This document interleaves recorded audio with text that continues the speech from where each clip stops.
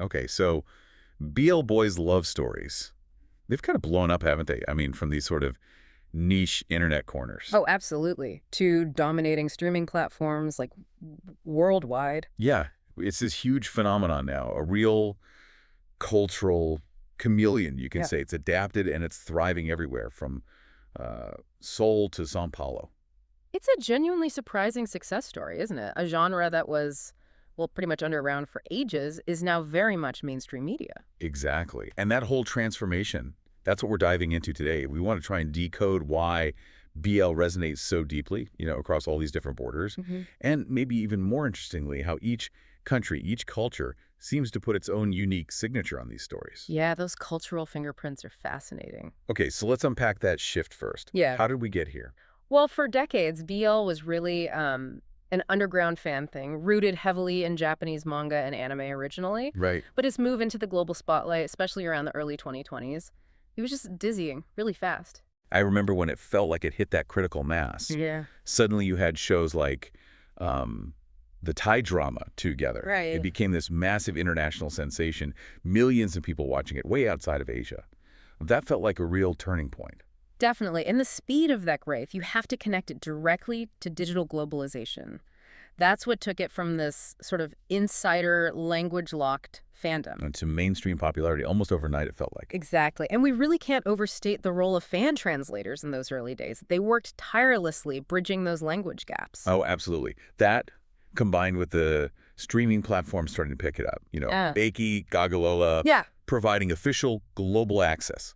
It validated the whole genre, didn't it? Totally. We went from searching for like grainy fan subs online Mm-hmm. to binge watching these high production shows on actual legitimate platforms. And think about the timing, too. The global situation, particularly with lockdowns. People were really craving comfort, connection, emotional sincerity. Yeah, that makes sense. And these shows, they delivered exactly that. Focused romance, lots of heart, and in a format that was super easy to access. But beyond the timing, the deeper reason it sticks around. Yeah. It must be pretty simple at its core, right? Like BL tells fundamentally human stories. Love, longing, figuring yourself out. Exactly right. It doesn't matter if the setting is a high school in Thailand or, an office in Japan. The audience connects with those universal feelings, those struggles. The themes just cut across geography. They really do. And maybe what helps it stand out from just another rom-com is how it often subverts the usual predictable formulas. It tends to sidestep the tired boy meets girl tropes. Yeah, it definitely offers a fresh landscape for telling love stories. Yeah. But can I push back on that slightly? Sure. You say it subverts tradition, but don't we just see new tropes replacing the old ones, like really established BL tropes now? Like what? Well, the whole best friends with unspoken feelings thing, or the opposites attract with the shy one and the bold one, isn't that just creating a new set of predictable expectations? That's a fair point, actually. It does swap one set of formulas for another sometimes.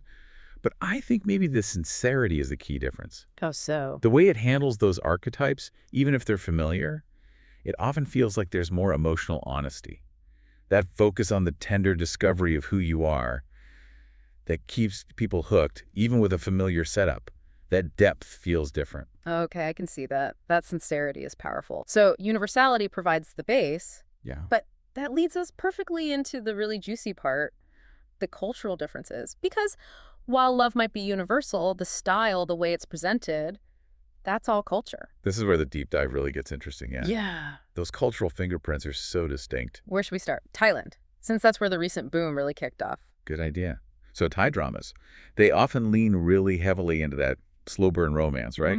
Definitely. Usually set in those familiar campus environments. The episodes can be quite long, and they're not afraid to use those fan favorite tropes, the accidental kiss, forced living situations. Yeah, they often go for longer series, too. It feels like they aim for maximum saturation, using those known tropes because, well, they work in that market. They're reliable. Okay, now contrast that with Korea.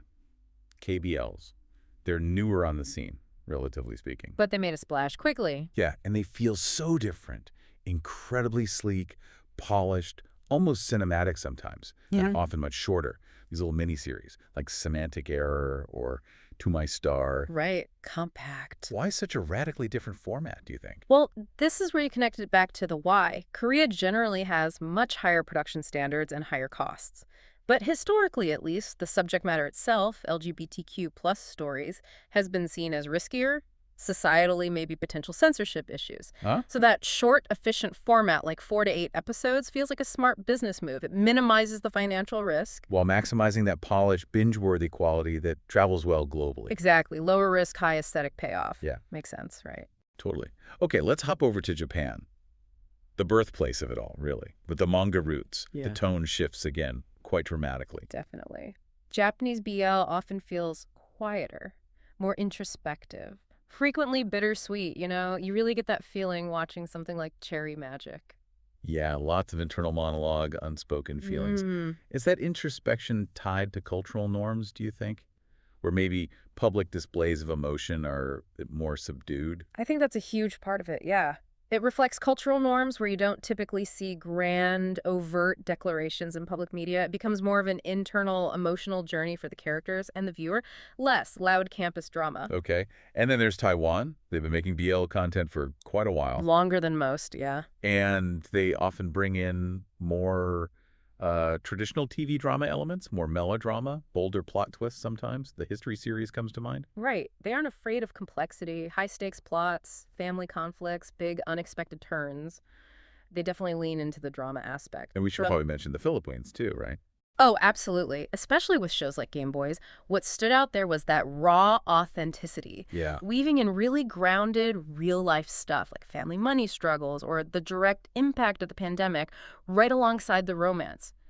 It gave it this immediacy, social relevance. Okay, so if we shift focus west now, adaptations like Heartstopper or Young Royals, the emphasis feels quite different again. Markedly different. Yeah. It often centers much more explicitly on queer identity as a concept. Yeah. The coming out narrative, specific social commentary, framed through very Western storytelling priorities.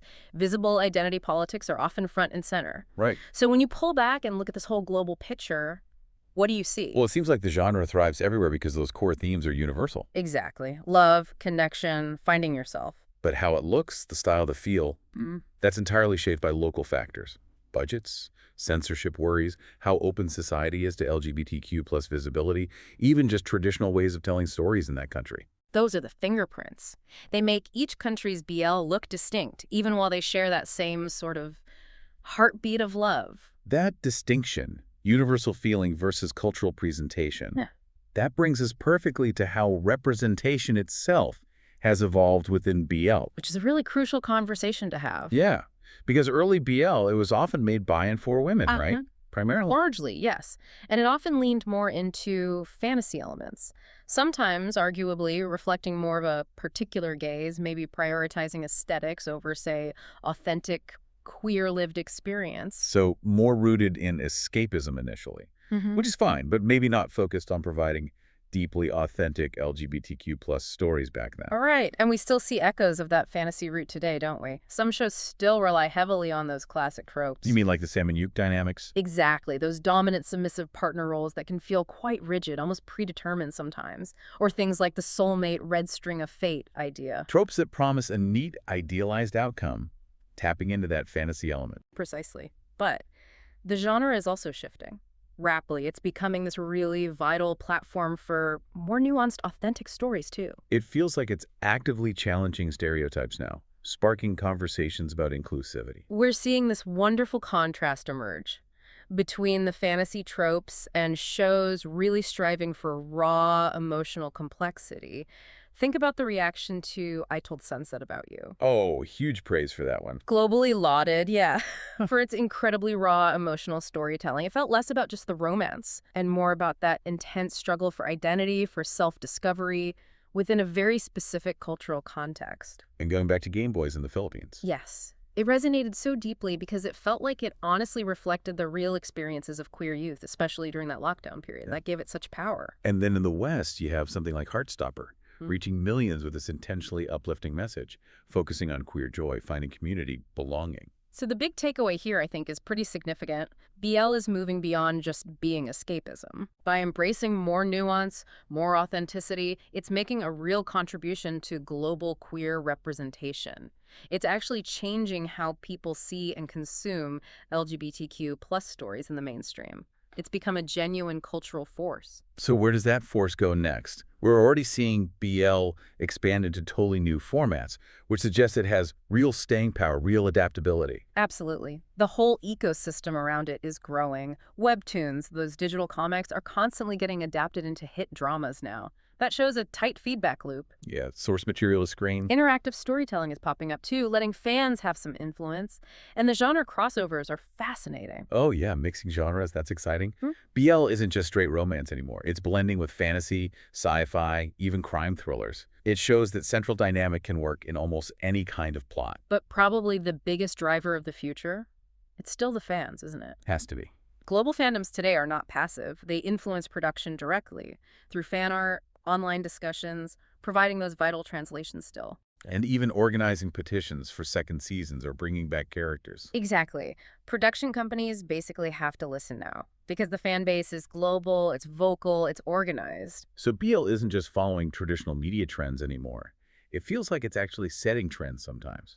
Yeah. Experimenting with new forms, constantly redefining what a love story can look like on screen. Yeah, it's really dynamic. So this has been a fascinating deep dive, hasn't it, into what's truly a global phenomenon. Definitely. And if we were to synthesize the core takeaways, BL's success seems to be this perfect mix, universality and specificity. Right. It works because the basic themes, love, longing, Yes. self-discovery, those are things everyone everywhere understands. But the reason we keep watching, the reason it stays so fresh and energetic, that's the cultural nuance. Yeah, the way each country adds its own flavor, shaped by budgets, by censorship, by societal norms. It keeps the genre endlessly evolving and interesting. From Bangkok to London and beyond, BL is adapting, it's thriving, and it's genuinely reshaping global storytelling, one romance at a time. Okay, before we wrap up, here's a little something for you, our listeners, to think about. Yeah. Considering those cultural fingerprints we talked about today, the melodrama you might find in Taiwan, or the quiet introspection from Japan, maybe the high-budget, risk-managed polish of Korea. Which BL drama from outside your own country, based on those specific cultural flavors we discussed, surprised you the most?